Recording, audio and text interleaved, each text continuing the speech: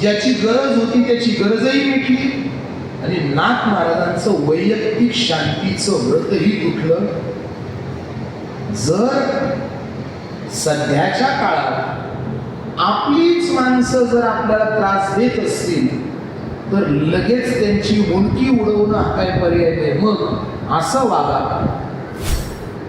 असे निर्णय घ्या, अशी कृती करा की ज्यांना आपल्याला त्रास द्यायचा आहे त्यांनाही वाटलं पाहिजे की हो आपल्याला त्रास झालाय.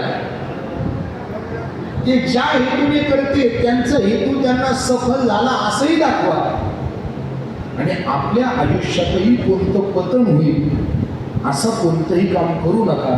समोरच्याची इच्छा आहे ना, आपल्या माणसाची इच्छा आहे ना, आपण रडावर 2 मिनिट त्याच्यासाठी रडा, तो निघून जाईल, तो निघून जाईल. पण जर तुम्ही आपल्याच माणसाबरोबर त्याच्या एका गोष्टीच्या कृतीवरनं त्याला जर प्रत्युत्तर देऊन जर वादच करत बसला तर तोही घासून घासून संपेल आणि आपणही त्याला उत्तर देता देता देता शेवटी आपली माती होईल.